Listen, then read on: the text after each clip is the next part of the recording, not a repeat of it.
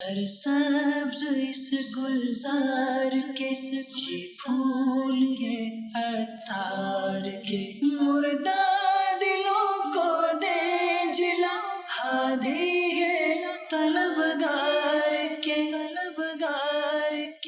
الحمد للہ رب العالمین والصلاة والسلام علی خاتم النبیین اما بعد فاعوذ باللہ من الشیطان الرجیم بسم اللہ الرحمن الرحیم الصلاة والسلام علیکہ یا رسول اللہ وعلی آلک وصحابک یا حبیب اللہ الصلاة والسلام علیکہ یا نبی اللہ وعلی آلک وصحابک یا نور اللہ. فرمان آخری نبی صلی اللہ علیہ وآلہ وسلم، اے لوگوں، بے شک بروز قیامت اس کی دہشتوں یعنی گھبراہٹوں اور حساب کتاب سے جلد نجات پانے والا وہ شخص ہوگا جس نے تم میں سے مجھ پر دنیا کے اندر بکثرت درود پاک پڑھے ہوں گے. صلو علی الحبیب صلی اللہ علی محمد. یا سیدی، میرا سوال یہ ہے کہ فرض، واجب اور سنت میں کیا فرق ہے؟ اور میں نے یہ بھی سنا ہے کہ واجب جو ہے اس کو ترک کرنا گناہ کے قریب ہے لیکن گناہ نہیں ہے، اور اگر واجب اور سنت کو مطلب چھوڑنے سے یا کسی وجہ سے چھوڑنے سے اگر گناہ ہوتا ہے تو پھر یہ فرض کیوں نہیں ہے؟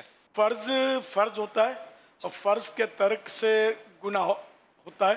واجب جو ہے یہ فرض کے بعد درجہ، اب اس کی مزید تفصیلات ہیں ہم سے، تو واجب جو ہوتا ہے وہ فرض کے نیچے درجہ ہوتا ہے اس کا، تو اس کا بھی ترک گناہ ہے. یعنی اس کو یوں سمجھو کہ فرض کا ترک حرام، تو واجب کا ترک اچھا، پھر مکر تحریم یہ بھی سمجھانا پڑے گا. آپ ہیں نو وارث، ایسے ہی ہے. نیو کمر ہیں. جی بالکل. پہلے تو میں نیت کر لی، جب آئے نا میں نے آپ کو تحفہ دوں گا. جی کہ آتے ہی آپ نے ایک ماہ کے قافلے میں سفر کی، جی ایک تو نیت ہوتی ہے لیکن آپ چل پڑے، ہے نا، بڑی بات ہے یار، ماشاء اللہ. چلو یہ آپ کا ڈبہ میں نے اٹھایا تو یہ نیاز حسین رضی اللہ عنہ. فرض جو ہے بیٹے وہ سمجھو کہ فرض بڑا گناہ ہے، جی واجب اس سے چھوٹا گناہ. ترک کیا تو فرض، ترک کیا تو بڑا گناہ. جی اور سنت میں پھر سنت موقدہ ہوتی ہے جس کی تاکید زیادہ ہوتی ہے، جی تو سرکار صلی اللہ علیہ وسلم نے اس پہ ہمیشگی کی ہوتی ہے، اور کبھی کبھی ترک بھی فرمایا ہوتا ہے، چھوڑا بھی ہوتا ہے. تو اس کا گناہ، ایک سنت چھوڑی تو گناہ نہیں ہے، کہ ایک بار چھوڑی تو برا کیا، یعنی کہ یہ اس نے بری بات ہے، نہیں اس کو کرنا تھا.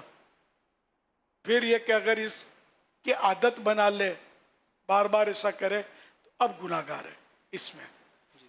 تو اب یہ کہ یہ فرض کا ترک گناہ تو واجب کا ترک بھی گناہ، تو واجب فرض کیوں نہیں ہے؟ شاید یہ بھی آپ نے فرمایا.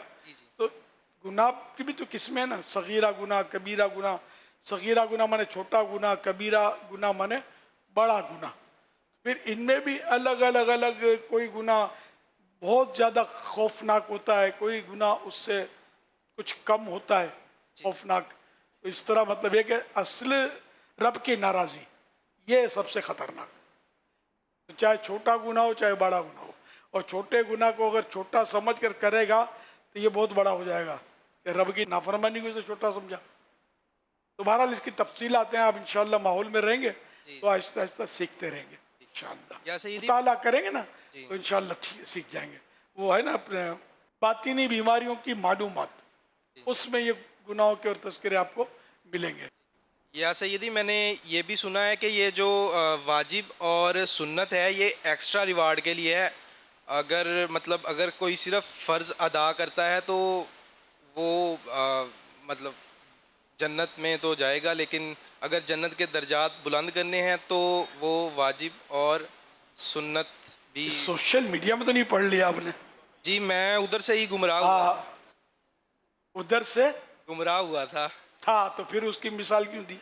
جی سوشل میڈیا نے تو یہ بعضوں کے لیے ایمان لیوا ثابت ہوتا ہے کہ اس میں طرح طرح کے لوگ بیٹھے ہوئے ہیں، ہر فرد مسلمان بھی نہیں ہے. कुफ्फार भी बैठे होते हैं, देहरिए जो मुनकिर, इस्लाम के मुनकिर, दीन के मुनकिर, तो तरह तरह के लोग, फिर मतलब बहुत देखिए जैसे प्रोफेसर होते हैं तो बाद प्रोफेसर देहरिए टाइप के भी होते हैं, बाद होते हैं कि इस्लामी मालूमात इतनी नहीं होती लेकिन वो बस वो इस्लाम की बातें बता रहे होते हैं, तो इसलिए जो आदमी कंफ्यूज हो जाते हैं। तो हम तो इसमें मतलब है ना कि यही अर्ज़ करेंगे कि किसी को भी इस्लामी बात इन लोगों से नहीं लेनी, इस्लामी बात जो भी लेनी है ये अपने जो उलमा अहले सुन्नत कहाँ कम है, तो अल्हम्दुलिल्लाह ये अपनी किताबें कहाँ कम हैं, मकतबुल मदीना की किताबें कहाँ कम हैं, इनसे दीन सीखें, दारुल इफ्ता अहले सुन्नत से मसाइल दरियाफ्त करें। तो ये इसमें मतलब यानी कि हमारी बचत है, ईमान की भी हिफाजत है और दुरुस्त रहनुमाई होगी। वरना ये तो ये सुन्नत भी नहीं, तो ये भी नहीं, तो वो भी नहीं, तो जो फ़र्ज़ पर भी अमल नहीं करता बिल फ़र्ज़, तो वो ऐसा तो नहीं कि जन्नत में नहीं जाएगा। अल्लाह चाहे तो उसको भी जन्नत में बेहिसाब दाखिल कर दे, लेकिन ये कि फ़र्ज़ है, नहीं करेंगे गुनाहगार। इसलिए कोई न फ़र्ज़ अदा करे न वाजिब अदा करे कि मैं जन्नत में चला जाऊँगा अल्लाह की रहमत से, तो ये इसकी भूल है, ऐसा भी नहीं सोचना है। अल्लाह पाक हम सबको बेहिसाब जन्नत में दाखिला नसीब फरमाए। एक और रिक्वेस्ट थी आपसे कि मुझे कोई ऐसा तबरुक अता फरमा दें जो जब तक ज़िंदा हूँ तब भी उसके अपने पास रखूँ और जब मर जाऊँ तो कब्र में भी साथ जाए। ईमान से बढ़कर क्या मतलब, यानी कि नेमत है जो आपके साथ अल्हम्दुलिल्लाह, तो ये कब्र में जाए तो बेड़ा ही पार है फिर इंशाअल्लाह। बाकी कोई ज़ात वैसे में बिल फ़र्ज़ अव्वल तो मेरी चीज़ तबर्रुक है ही नहीं, अगर बिल फ़र्ज़ दे भी दी तो कहाँ संभालेगा, कहाँ फोत होगा, क्या होगा, ये कुछ पता ही नहीं है ना। तो ये कि बस इस्लाम के ज़रूरी उसूलों पर अमल करते रहें, सुन्नतों पर अमल करते रहें, दीन पर अमल करते रहें, दीनी माहौल, आशिकान रसूल का माहौल, ये बहुत बड़ा तबर्रुक है, तो इसको संभाल के रखें। इसी माहौल में जीना मरना होगा तो इंशाअल्लाह बेड़ा पार होगा। सल्लु अलल हबीब सल्लल्लाहु अलैहि मुहम्मद। मेरा ये सवाल है कि अगर हम किसी जगह हुए हों और हमारे पास इतना पानी हो कि हम आधा वज़ू कर लें और बाकी वज़ू ना कर पाए तो क्या करें? आधा वज़ू और आधा तयम्मुम ये नहीं होता, वाकई इतना पानी कम है कि वज़ू हो ही नहीं सकता उससे। दूसरा पानी पर भी कुदरत हासिल नहीं है कि उसको भी हासिल कर सकें हम, तो ऐसी सूरत में तयम्मुम ही किया जाएगा पूरा। जैसे कि पानी इतना है तो 3-3 बार करेंगे तो आधा होगा, तो एक बार धो ले। तो बहरहाल इसके ये नाजुक मसाइल हैं, यानी कोई मतलब इन्हें बोल दे कि यार अपने पास आज पानी चला गया है या मोटर ख़राब हो गई है, मसला था ना, तो अब पीने का पानी मौजूद है, कूलर भरा हुआ है, तो ये थोड़ी फिर कि पानी नहीं है, पानी चला गया तो तयम्मुम कर लो, ये नहीं हो सकेगा। इसके मसाइल हैं। मैं सन 80 का वाक़या है गालिबन, मतलब मदीना शरीफ जा रहे थे तो ट्रक में जा रहे थे, रास्ते में वो फजर का टाइम हो गया, फजर वाले को कह दिया था कि मस्जिद नमाज के लिए रोकना, लेकिन उसने रोकी नहीं। फिर मैंने आवाज़ें लगाई सला सला करके नमाज, और वो हाथ मारने शुरू किए ट्रक के पीछे से, तो उसने रोक दिया। अब फजर का वक्त हो गया, तो हाजी साहिबान भी उतरे, तो मैं भी उतरा, मेरे पास आबे ज़मज़म था। अब वो बिल्कुल सहरा मदीना, सहरा अरब था, वो आसपास पानी की कोई सुझका नहीं पड़ता था। रात फजर का वक्त शुरू हो गया था, पानी कहाँ से लाएं? तो मैंने लोगों से कहा कि भाई आपके पास अगर पानी नहीं है तो आप तो तयम्मुम कर सकते हैं, मेरे पास ये आबे ज़मज़म है, मैं नहीं देता आप लोगों को। तो यूँ भी मतलब अब तयम्मुम आप कर सकेंगे, मैं इससे वज़ू करूँगा कि आबे ज़मज़म शरीफ के होते हुए तयम्मुम जायज़ नहीं होगा। अगरचे दिल नहीं करता कि आबे ज़मज़म यूँ बहे, लेकिन अब ये मैं आपको मसला भी समझाया और यूँ मतलब ज़िक्र मदीना भी हो गया। सल्लु अलल हबीब सल्लल्लाहु अलैहि मुहम्मद। अब्दुल मजीद अत्तारी मदीनातुल औलिया मुल्तान शरीफ से आपकी ज़ियारत के लिए हाज़िर हुए हैं जी। मेरा सवाल ये अर्ज़ ये है कि आपको कितने साल हुए दावत इस्लामी में? 38 ईयर्स पुराने हैं ना जी। हाँ, मैं तो कई बार आ चुका हूँ, तो आप उस वक्त लड़के होंगे। मेरी उम्र उस वक्त 35 साल की उम्र थी, आपकी 32 साल की, जब मैं आपसे बरीद हुआ था। تو پھر آپ اچھا وہ تو مگر ہیں تو بہت پرانے نا، 38 سال پرانے ہیں. الحمدللہ ماشاء جی. اللہ ماشاء اللہ. کیونکہ آپ کی عمر مجھ سے چھوٹی لگتی ہے، بازار تو لگتی ہے، واللہ اللہ بہتر جانے. یہ جی 12 مدنی کاموں کی برکت سے مجھے یہ دعوت اسلامی کی برکت سے مجھے یہ تندرستی اور صحت ملی ہوئی ہے. تو عمر کتنی ہے آپ کی؟ 78. مجھ سے بڑے ہی تو. اللہ اللہ ماشاء اللہ، تو بالکل جوان لگ رہے ہیں. الحمدللہ جی، یہ آپ کی دعاؤں سے جی. کیا بات ہے، میری پوری کوشش ہوتی ہے کہ میں 12 مدنی کام پورے کروں جی. کیا بات ہے، کیا بات ہے. بھائی دے دو ان کو یار، نیاز دے دو. تو میری برادری کے ہیں نا، مجھ سے بزرگ ہیں یہ، میں بڈھا ہوں. اور ہو سکتا ہے کچھ اور بھی اب جوش میں آ کے اعلان کر دیں. عرض ہے جی، میرا سوال یہ ہے کہ کسی کو جادو اور ٹونے سے خواب میں ڈرایا دھمکایا جا سکتا ہے؟ جی ہاں، خواب میں بھی جادو سے، ٹونے سے، جنات، یہ ڈرانے کی ترکیب تو ممکن ہے. یہ بابا جی اور عامل اور یہ کچھ کالا میلا کر کے بھی یہ ہے، مطلب اللہ پاک عافیت نصیب فرمائے، اپنی عرض ہے سے جی، ہماری حفاظت کرے. میری بخشش کے لیے میرا نام اپنی زبان پہ آرے سے لا دیں. عبد المجید اتاری آپ مجھے نام سے پکار دیں تاکہ میرا روزہ محشر میری بخشش کا ذریعہ بن جائے. اللہ اللہ، آپ کے حسن زن یہ اللہ پاک لاج رکھے. عبد المجید صاحب، عبد المجید اتاری، اللہ آپ کی بے حساب مغفرت کرے، میری بھی بے حساب مغفرت. میرے لیے اور میری گھر والوں کے لیے تندرستی کی دعا کرنا. آمین آمین. امان کی اسلام. اللہ عافیت نصیب فرمائے.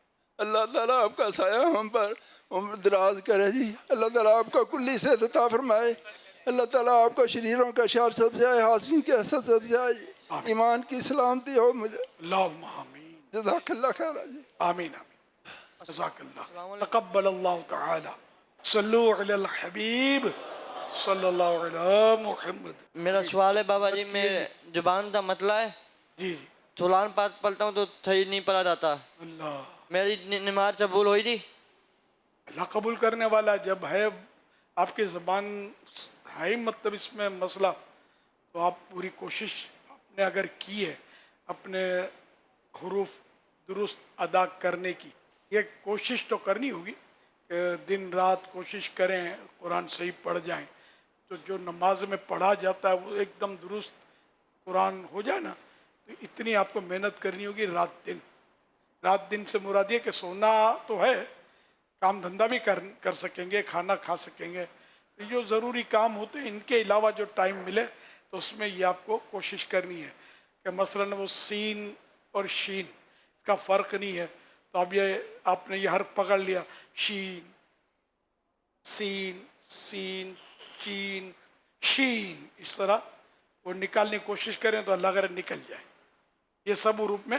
تو یہ قرآن شریف پورا جو نماز میں جتنا پڑھا جاتا ہے اتنا درست ہونا فرض ہے. کوشش کریں گے تو اس دوران صحیح کوشش کا وہ اگر دور ہے آپ کا، جیسا میں نے عرض کیا صحیح کوشش کا کس طرح اوقات اور یہ تو کریں گے تو اس دوران تو نماز درست ہے. اور اگر پھر بھی ناکام ہو گئے، ہوتے ہی نہیں ہے صحیح، تو پھر معافی کی بھی صورت بن سکتی ہے. صلو علی الحبیب صلی اللہ علیہ محمد. کیا مسجد حرام اور مسجد نبی شریف میں آب زمزم پانی پینے کے لیے اعتکاف کی نیت کرنا ضروری ہے؟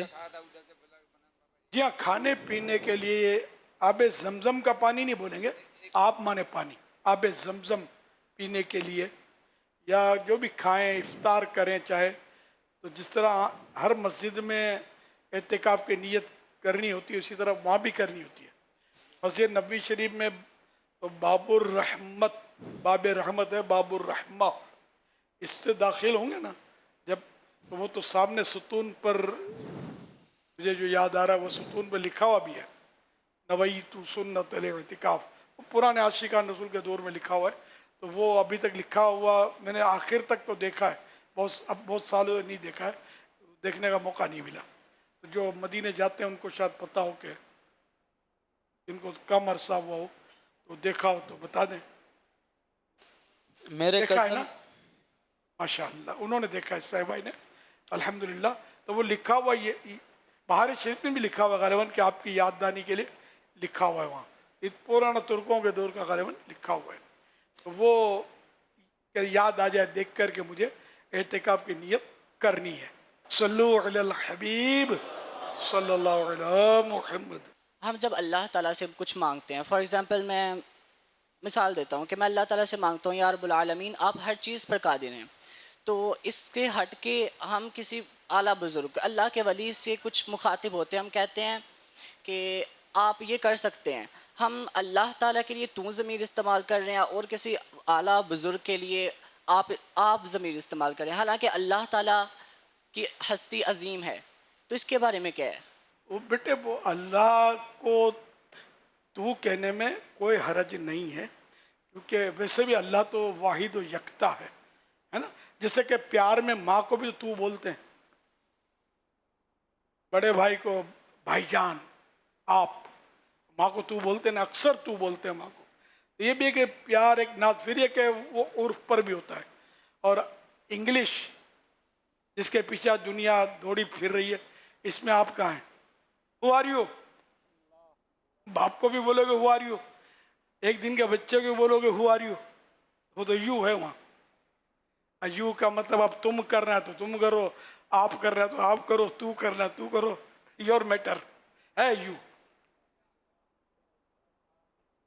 تو اس لیے مطلب یہ ضروری نہیں. سرکار صلی اللہ علیہ وسلم کو ہم آپ بولتے ہیں نا، اور تحیاتوں میں السلام علیکہ ایھا النبی، یہ کا یہ ہے بس واحد کا، ایک کا لفظی معنی اس کے یہ بھی بنیں گے کہ اے نبی تجھ پر سلام ہو. تو مگر ہم اردو میں بولیں گے تو آپ بولیں گے. جب الصلاۃ والسلام علیکہ یا رسول اللہ بولتے ہیں، یہاں بھی کاف ہے. الصلاۃ والسلام علیکم یا رسول اللہ بولیں گے تو لوگ ہمیں سمجھائیں گے کہ یار تم غلط پڑھ رہے ہو. One thing more وہ that رائج ہوتا ہے. اسی طرح اشعار میں بھی تو بولا جاتا ہے، تو جہاں ضرورت ہوتی ہے سرکار کے لیے بھی لفظ تو بولا جاتا ہے. واہ کیا جود و کرم ہے شہ بطحا تیرا، تو یہاں تحسین کلام. تو اس لیے مطلب اللہ پاک کو ہم نے تو بولنا ہے کہ ہمارے علماء نے تو کہنے کی ہی ترغیب دی ہے، کیونکہ وہ آپ کہنا، کچھ لوگ کہتے ہیں آپ، تو وہ مطلب ایک ان کا انداز ہو گیا، تو اس لیے اس سے بچنا ہے تو کہنا ہے. کوئی حرج نہیں، شرن اس میں کوئی بات نہیں ہے. بڑے بڑے جید علماء تو کہہ رہے ہیں، لکھ رہے ہیں. اعلیٰ حضرت رحمۃ اللہ علیہ نے بھی تو لکھا ہے. تو کیا ہم سب کیا ہم ان سے زیادہ علم والے ہیں، ادب والے ہیں؟ مولانا جمیل احمد نعیمی صاحب رحمۃ اللہ علیہ سید قطب مدینہ خلیفہ تھے. ایک بار بہت پرانی بات، دعوت اسلامی سے پہلے کی بات ہے، میں ان کے درس میں بیٹھا تھا، درس قرآن غالباً کر رہے تھے. تو اس ضمن میں انہوں نے بتایا کہ وہ کسی نے واہ کیا جود و کرم ہے شہ بطحا تیرا، یہ کلام اعلیٰ حضرت کا پڑھنا شروع کیا، لیکن وہ ہر بار تیرا کے بجائے وہ کہتا تھا واہ کیا جود و کرم ہے شہ بطحا آپ کا. اب بولتے بولتے اس شعر پر آیا، آسماں خان زمیں خان زمانہ مہمان. آسماں خان زمیں خان زمانہ مہمان، صاحب خانہ لقب کس کا ہے؟ آپ کا. آپ کا. تو پھر فرما رہے تھے کہ مجھ سے رہا نہیں گیا. میں نے کہا میاں اعلیٰ حضرت سے زیادہ تم ادب والے نہیں ہو، جو اعلیٰ حضرت نے لکھا ہے وہ پڑھو. تو اب یہ کہ وہ تو فن شعری سے بھی ہٹ گیا نا، آپ کا کہنے سے تو وہ مصرع اس کو ساقط الوزن ہو گیا، تو وزن ٹوٹ گیا. تو فنی بھی تو اعلیٰ حضرت رحمۃ اللہ نے کہیں تو جو ہے نا یہ زیادہ حسین لگتا ہے، کہیں آپ زیادہ حسین لگتا ہے، کہیں تم زیادہ حسین لگتا ہے. تو اب یہ کہ اس میں بعض لوگ اصرار کرتے ہیں آپ کا، تو وہ خطا پر ہیں.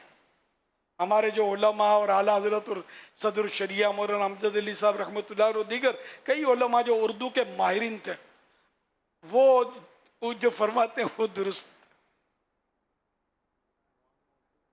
صراط الجنان جو تفسیر ہے قرآن کریم کی، مکتبۃ المدینہ کی چھپی ہوئی 10 جلدوں پر ہے، اس میں لکھا ہے بندے پر لازم ہے کہ وہ ہمیشہ اللہ تعالیٰ کے لیے واحد یعنی سنگولر کا صیغہ بولے، کبھی جمع کا صیغہ نہ بولے. جیسے یوں کہے کہ اے اللہ تو میرا رب ہے، یوں ہرگز نہ کہے کہ اے اللہ آپ میرے رب ہیں، کیونکہ اس میں شرک کا شائبہ ہے. آپ ہیں اس میں جو توحید کے منافی ہے، جو توحید سے ہٹ کر ہے. یعنی مناسب یہ ہے کہ اللہ تعالیٰ کے لیے واحد یعنی سنگولر کا صیغہ استعمال کیا جائے. تو یہ جو اسماعیل حقی کی صدیوں پرانی کتاب ہے روح البیان، یہ اس کے حوالے سے صراط الجنان کی جو تفسیر ہے قرآن کریم کی اس میں یہ لکھا ہوا ہے. اور بات مضبوط ہو گئی نا. الحمدللہ. صلو علی الحبیب صلی اللہ علیہ محمد. اپنی تعریف کے حوالے سے کچھ رہنمائی اگر آپ ارشاد فرمائیں کہ ہمیں اپنا کیا ذہن بنانا چاہیے، کیونکہ عام طور پہ انسان کی فطرت ہے کہ اپنی تعریف، اپنی اچھی بات نہ بھی ہو تو اچھی لگتی ہے. تو آپ کیا اس پہ رہنمائی فرمائیں گے؟ ہاں یہ تو ظاہر ہے کہ میں بھی بشر انسان خطاؤں کا پتلا، ہر ایک کو اپنی تعریف جنرلی اچھی ہی لگتی ہے. میرے کو کوئی برا بھلا کہے گا تو مجھے کہاں مزہ آئے گا. اچھا بولے گا تو اچھا لگے گا نا. لیکن ایک اس میں ہے اپنی تعریف سن کر پھولنا ہے نقصان دہ. پرانا واقعہ یاد آیا، اوکاڑا میں کسی کو لے آئے تھے، کوئی اینکر تھا ٹی وی، جب تو اینکر کا نام بھی نہیں سنا تھا، یوں بولتے تھے ٹی وی کا کوئی ہے کچھ، بلوانے لائے تھے شخصیت کو. تو وہ متاثر ہوگا، اس نے تعریف شروع کی. تو میں نے کہا مٹی یا نہیں ہے، مٹی ہو تو میں آپ کے منہ میں ڈال لوں. تو وہ سمجھدار تھا کہ وہ ہے نا جو تعریف کرے اس کو منہ میں خاک ڈال دو، سامنے تعریف کرے تو. بہت سمجھدار تھا. تو یہ بھی ایک مطلب تعریف کا مطلب باپ بن گیا نا. خیر وہ اپنے کہنے سے باز نہ آیا، شاید جو کہنا تھا وہ کہہ گزرا. یوں ہی چٹکلا یاد آ گیا مجھے. بہرحال اپنی تعریف پر پھولنا نہیں چاہیے، اللہ پاک سے پناہ مانگنی چاہیے کہ حقیقت حال تو رب جانتا ہے. اور منہ پر تعریف کرنا یہ اس صورت میں ہوتا ہے، ویسے تو ممانعت ہے کسی کی منہ پر تعریف کرنا، لیکن یہ کہ جس کے بارے میں اطمینان ہو کہ یہ اپنی اس کے سامنے تعریف کریں گے تو ایک تو تعریف کے جو بھی کلمات الفاظ یہ درست ہوں، 100% درست ہوں، جھوٹ نہ ہو. آج کل جھوٹ بہت بولتے ہیں. آپ کو بڑا دین کا درد ہے، اب یہ دنیا دار سارا دن دنیا جمع کرتے ہو تو آپ کا بڑا دین کا درد ہے، بڑا جذبہ عبادت کا. جمعے کی نماز میں دیکھ لیا تو عبادت کا جذبہ، 5 ٹائم کون پڑھے گا، فجر میں کون آئے گا مسجد میں. تو یوں مطلب جھوٹی تعریفیں، بڑا سخی ہے، ہوتا کنجوس مکھی چوس، تو پیسے نکلوانے کے لیے بڑا سخی آدمی ہے. تو یہ جھوٹی خوشامد یہ حرام ہے. تو جس میں صحیح تعریف کے قابل ہے وہ، اور اس کی خاصیت یہ کہ وہ اگر اس کے ساتھ تعریف کریں گے تو یہ پھول نہیں پڑے گا، تب اس کے سامنے منہ پر اس کی تعریف کی جا سکتی ہے. اب ایسی شخصیت، ایسا فرد لانا کہاں سے اس دور میں؟ تعریف کرتے ہیں تو اچھا ہی لگتا ہے، ظاہر ہے اچھا لگنا وہ ٹھیک ہے اپنے اختیار میں نہیں ہوتا، لیکن بہرحال یہ کہ وہ جو میں نے احیاء العلوم میں جو کچھ پڑھا تھا وہ اس سے یہ سمجھ پایا ہوں. آپ نے بھی پڑھا ہو تو ہے نا اسی طرح. تو اس لیے وہ ڈر لگتا ہے تعریف. میں نے عرض کیا میں کہ جھوٹ، یہ بھی جھوٹ ہو جائے گا کہ مجھے کچھ نہیں ہوتا، تعریف کرتے ہیں تو یہ پھر جھوٹ ہو جائے گا. مجھے ایک بار ایک پارٹی آئی تھی، اربوں پتی آدمی تھا، کوئی ایسی بات پر بات نکلی اور سیکورٹی کی بات، وہ کچھ کہ کوئی تھریڈ قتل کا یا خطرہ اور اس طرح کی باتیں. پھر اس پارٹی نے مجھے کہا آپ تو نہیں ڈرتے ہو نا؟ میں ڈرتا ہوں. میں سیدھا اس کا بالکل، میں نے کہا میں ڈرتا ہوں. میں ڈرتا نہ ہوتا تو اتنے یہ حارسین گارڈ کی اور کیا ہوتے. اب میرے کو ڈر لگتا ہے. اب میں ہاں کر دوں تو شاید وہ اتنا سمجھدار تھا بزن ہو کے چلا جاتا. غالباً پیسے جمع کرنا عام آدمی کا کام نہیں ہے، بڑا آدمی تھا. تو وہ شاید کہہ رہی ہے پھر اتنے جمع کیوں رکھے، یہ ڈرتا نہیں ہے. تو خیر لیکن میرے پیش نظر یہ نہیں تھا اس وقت، یہی تھا کہ میں جھوٹ نہیں بولوں. کوشش ہوتی ہے میری میں جھوٹ نہ بولوں، صاف بول دوں. میں نے کہا بھائی میں ڈرتا ہوں. عام طور پہ لوگ بولتے تیرے باپ سے بھی نہیں ڈرتا، بلا تیرے روادار کو، یہ اس طرح کی بازاری باتیں لوگ کر رہے ہوتے ہیں. نہیں ڈرتا. حالانکہ بلی میاں کرے تو چونک جائے گا، کتا بھونکے تو بھاگ کھڑا ہوگا، وہ بولتا میں کسی کے باپ سے نہیں ڈرتا. تو اس سے بڑے بولا بھائی نہیں، میں ڈرتا ہوں بھائی، میں ڈرتا ہوں، میں تو بچے سے بھی ڈرتا ہوں. وہ سچی بات کرے. ڈر تو لگتا ہی ہے ظاہر ہے, کس کو ڈر نہیں لگتا؟ اپنے کو اندھیرے میں تو ڈر لگتا ہے, کوئی نہیں ہوتا تو بھی ڈر لگتا ہے, اندھیرے میں گھبراہٹ ہوتی ہے. اب بولتا کسی کے باپ سے نہیں ڈرتا. تو ایسی بڑی باتیں نہیں بولنا چاہیے. ایک بار میں نے کبھی کبھی بتاتا ہوں, واقعہ بہت پرانا ہے, کہ ایک نوجوان تھا, جاندار تھا, تو دیکھا کرتا تھا میں اس کو, تو وہ اسی طرح سب سے پنگا لیتا تھا, یعنی سب سے بگاڑتا تھا اس تیس سے, بلا کسی سے نہیں ڈرتا. ایک بات, کسی بیچارے شریف آدمی تھے, دیکھنے میں تو شریف ہی تھے, وہ پتھارا لگاتے تھے, ان سے اس نے پھٹا گیا, ان سے بھی کچھ ہاتھ واتھ مارا ہوگا اس سے. تو وہ لایا اپنے رواداروں کو, یہ میری آنکھوں دیکھی بات کر رہا ہوں, میں اپنے دوستوں کو یا خاندان والوں کو لے آیا. یقین مانے اس نوجوان کو جو مارا پھینکا, وہ اس کو جو پٹائی کی ہے ان لوگوں نے, مطلب یقین مانے اس کے بعد وہ نوجوان جو تھا, کبھی میں نے اس کو لڑتے نہیں دیکھا, نہ کسی کو دھمکاتے دیکھا. تو ناک جڑ سے کٹ گئی اس کی. سے کرنا نہیں چاہیے, بولا کہ لاؤ کسی سے نہیں ڈرتا, کسی کے روادار سے نہیں ڈرتا, ہوتا نہیں. تو اس سے بولا بھائی نہیں, وقت ہو تو آدمی کر کے دکھا دے, اگر کرنا ہے تو بول کر پھنس گیا تھا کیا. اللہ پاک اس سے بڑے بول سے بچائے. ڈرنا چاہیے, اللہ سے ڈرنا چاہیے, اور ڈرنے کا تو ماں باپ سے بھی ڈرنا چاہیے, اور ہر گناہ سے بھی ڈرنا چاہیے.